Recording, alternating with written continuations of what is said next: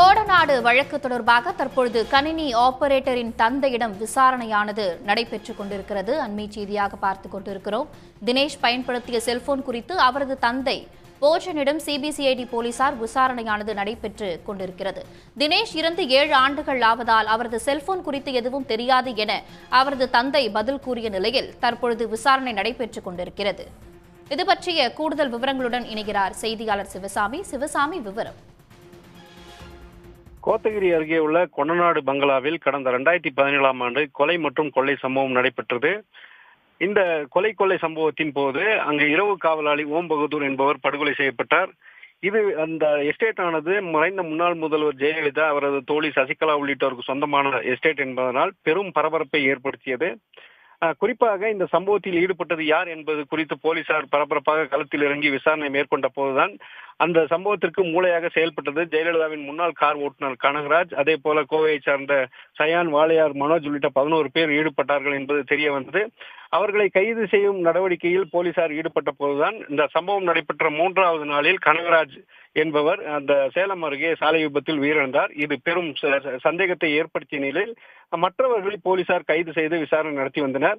இந்த நிலையில்தான் இந்த சம்பவம் நடைபெற்று ஏப்ரல் மாதம் நடைபெற்ற நிலையில் ஜூலை மாதத்தில் அந்த கொடநாடு எஸ்டேட்டில் கம்ப்யூட்டர் ஆபரேட்டராக பணியாற்றி வந்த தினேஷ் என்பவர் தனது வீட்டில் தற்கொலை செய்து கொண்டார்.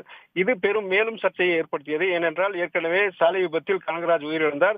அதனைத் தொடர்ந்து அந்த கொடநாடு எஸ்டேட்டில் கம்ப்யூட்டர் ஆபரேட்டராக பணியாற்றி வந்தவர் வீட்டில் தூக்கிட்டு தற்கொலை செய்து கொண்டார் என்பது பெரும் சந்தேகத்தை ஏற்படுத்தியது. இதனை அடுத்துதான் அந்த சூலூர் மட்டம் போலீசார் அந்த தற்கொலை விவகாரத்தையும் கையில் எடுத்து தொடர்ந்து விசாரணை நடத்தி வந்தனர். ஆனால் அந்த தொடக்கத்தில் சூலூர் மட்டம் போலீசார் இந்த வழக்கை விசாரித்த நிலையில் 2021ஆம் ஆண்டு தனிப்படை போலீஸ் விசாரணைக்கு மாற்றப்பட்டது.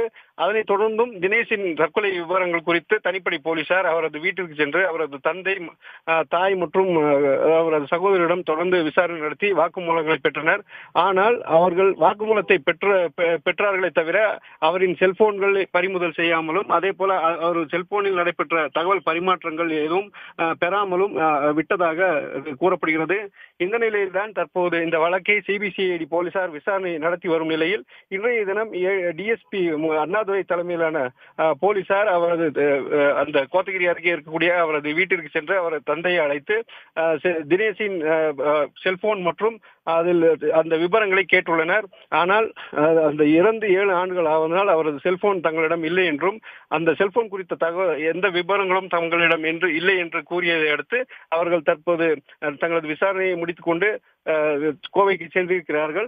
இது குறித்து மேலும் விசாரணை நடத்துவதற்கான திரும்பி மீண்டும் வருவார்கள் என்றும் எதிர்பார்க்கப்படுகிறது.